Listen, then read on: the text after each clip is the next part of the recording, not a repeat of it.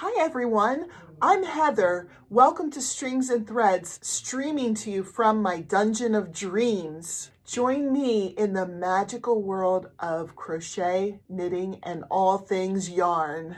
If you're a fellow yarn enthusiast, hit that subscribe button and become part of our creative journey. Let's dive into today's project. Hi, my name is Heather. Welcome to Strings and Threads. Thank you for being here for this tutorial. I am going to show you today how to make this beautiful textured coaster.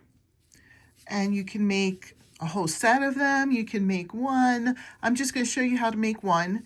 This is my completed one. I think that this would look so pretty on my coffee table, and then when I get a drink, I can put my drink right on top of it. I love the texture of it. And actually, I love the yarn too. I know the yarn doesn't have anything to do with the actual project, you know, how you make it, but I do love this yarn too. All right, so what you'll need for this tutorial, you'll need cotton yarn. I am going to use this Peaches and Cream stripey yarn, and this is called Evening Sea. I know there's not a lot in here. I probably won't need this whole thing. I'm guessing that this will be more than what I need, but I do have another one because I'm going to make myself a set of these for my house. So that's what you'll need. And then you'll also need a crochet hook. I am using an eye hook, which is a 5.5 millimeter. And then of course scissors. And if you would like, you can use a stitch marker as well. I won't be using a stitch marker in this tutorial, but I do know that some people like to use stitch markers, so you're welcome to if you would like. All right, we are going to start by chaining 15. This will probably give you the measurements. I know everybody's stitches are a little bit different as far as how loose or tight you crochet. I forgot to mention that mine measures 4 inches by 4 inches, or that's a little bit over 10 centimeters by a little bit over 10 centimeters. So the amount of chains that I'm doing will make it about that size. But if you want to adjust the size to be larger or smaller, you would do odd number of stitches. You could still follow the same directions, but do an odd number of stitches. So I am going to chain 15. And I'll just get started, and then we can pause and move to the next thing. 1, 2, 3, 4, 5, 6, 7, 8, 9, 10, 11, 12, 13, 14, 15. And then the first row, we're going to put a double crochet in the third chain from the hook. So there's the first, second, third. And then we're going to put a double crochet in each remaining chain across. So I'll do 2 more stitches with you, and then we'll pause it and come back when we've put a double crochet in each stitch across, in each chain across. Okay, let's pause here, finish our row, and then come back. So you'll want to turn. I already did that. And this will be the first row of the repeat. This is a 2-row repeat. So the first row, you're going to chain 2 and just put 1 double crochet into the first stitch. I'm going to crochet that tail in because I hate tails. And we're going to then do a front post double crochet. I'm just going to do a quick review in case that's new for you. If it's not new for you, I'm sorry that it might be a little slow here. So we would typically go into here to double crochet, but we're going to actually look at the post of the stitch here, and a front post is where you go under the post, and it'll be the front part. That's why it's called front post, because the post is coming out to the front. And then we're going to do a back post double crochet. And the back post is where you come in from behind. Sorry, that tail's getting in the way again. Come in from behind and go in front of your crochet hook, goes in front of the post. And then you pull the yarn through. The yarn will be in front of the post, and then you finish it as if it's a double crochet. And that's going to be the pattern across. You're going to do front post, double crochet, back post, double crochet, front post, double crochet, back post. I'll do a couple more with you, and then we'll finish the row off camera, front post, and then come back. And then back post, you go from behind the stitch,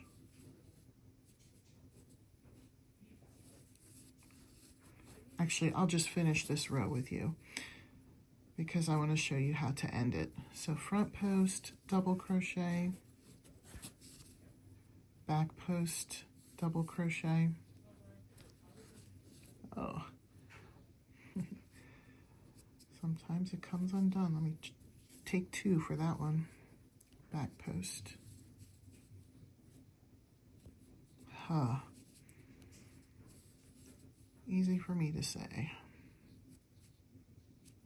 There we go. Front post, double crochet. Back post, double crochet. Front post,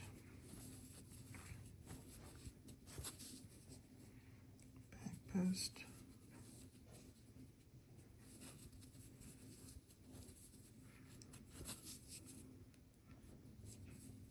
front post, double crochet, back post, double crochet with this last post.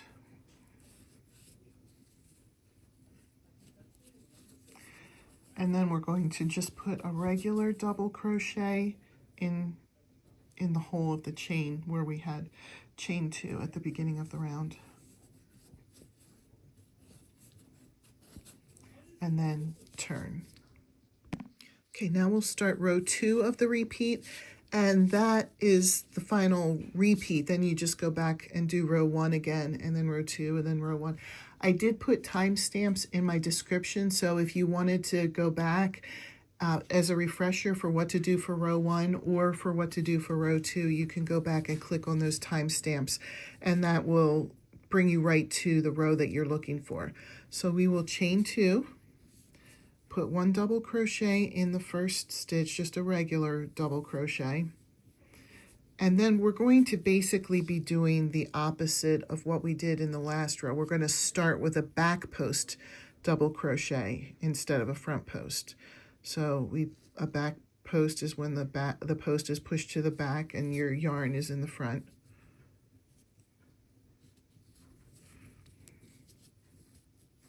And then you do the front post double crochet. We're doing the opposite of the row before. It gives it such a neat texture to do that. So if the front post is showing from the previous row, then we're going to do a back post for this row.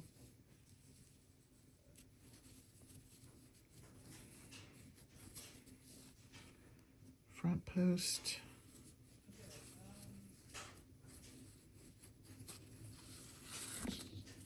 Had to pull some more of that yarn out. Back post.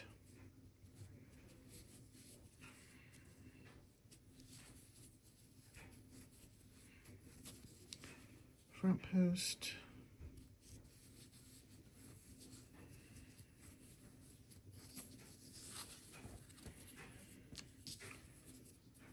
I apologize, I got a little knot. Back post is next.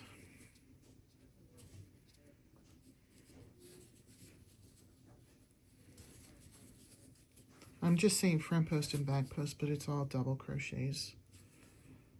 So this is front post, double crochet, back post, double crochet,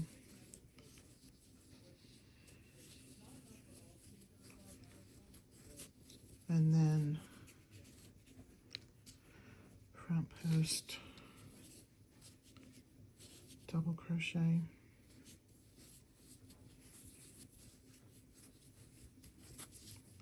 and then back post, double crochet,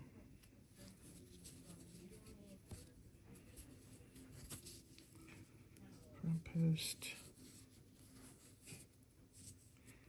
And that's where we end, is with the front post, because we were doing back post, front post. And then you just put 1 double crochet into the last stitch, just a regular double crochet. Each row, the first stitch will be a regular double crochet, and the last stitch will be a regular double crochet. It's difficult to do front post, back post on the edge. So that's why we just put the regular double crochet at the front and at the back. You can already see how beautiful this texture is, and it really does make a nice washcloth. So I'm going to go back to my original one. In total, I have 1, 2, 3, 4, 5, 6, 7 rows.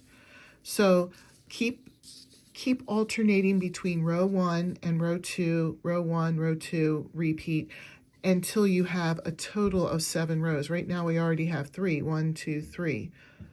So, you know, do 4 more rows, and then we'll come back and I'll show you how to do the edging. All right, here's how mine looks with the 7 rows. I know it looks funny when you compare these two because this just looks so sloppy, but once we put the edging on, it really cleans it up a lot, and it's a very simple edging.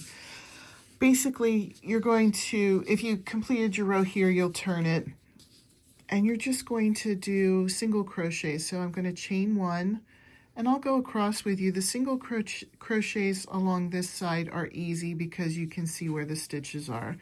The sides are a little bit trickier, but you don't have to count or do a certain number of stitches or anything like that. Just as long as they're evenly spread out, it ends up looking really good. I did not count on the sides at all for these, but I just tried to kind of keep them as evenly spaced out as I could, and I think it turned out pretty cute. But I'll stay with you here so you can see the edging.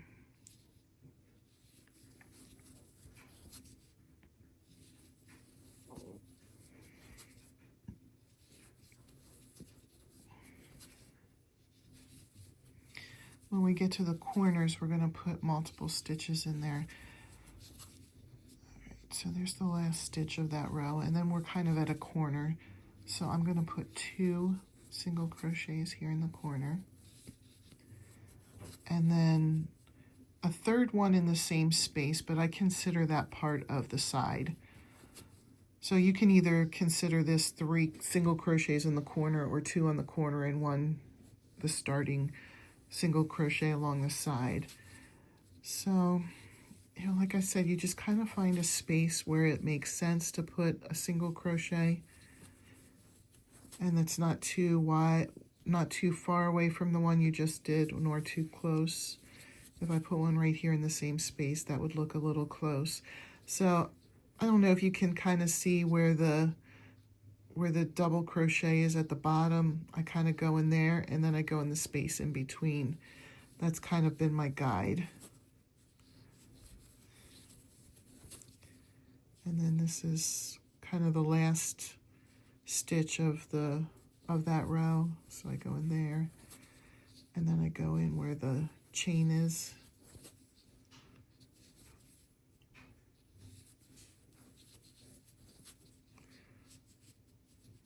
Space. Now here I'm just going to go right into the corner stitch. So you can consider this the last stitch of the row, or 1 of 3 for the corner, but just put 3 single crochets in to this space. And then along the bottom here, I just went in between each of the double crochets for a single crochet. Sorry, I want to move that up a little bit. I was way at the top of the video. I know you could still see it, but I want to try to stay in the middle as much as possible.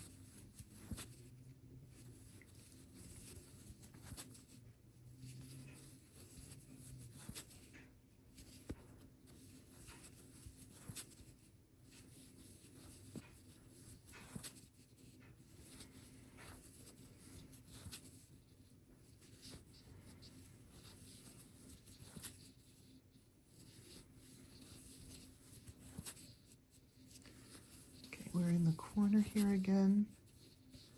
So I'm going to put 2 in the corner and then another one in that space, so that could either be 3 in the corner or 2 in the corner and 1 at the start of the next row. So then I'm just kind of looking for the chain and then the bottom of the double crochet, the chain, the bottom of the double crochet.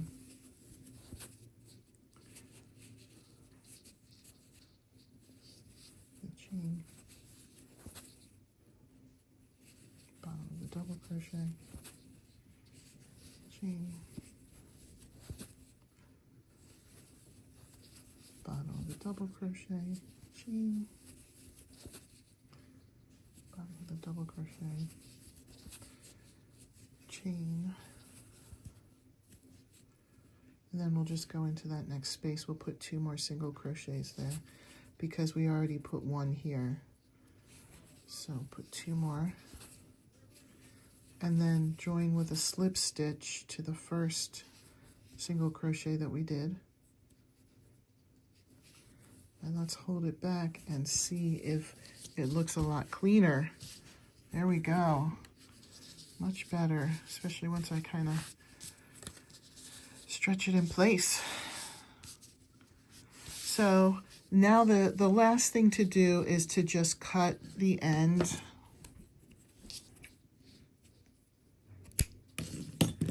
I use a little bit of a tail because I like to weave in the tail to make it a little bit more secure, but you pull the tail through your last stitch. And then I'll take a darning needle, yarn needle, whatever, and I'll weave the end in to the project. But I hope that you enjoyed this tutorial with the textured coasters. If you did, please consider giving me a thumbs up and subscribing. It helps my channel out a lot. Have a great day. Bye.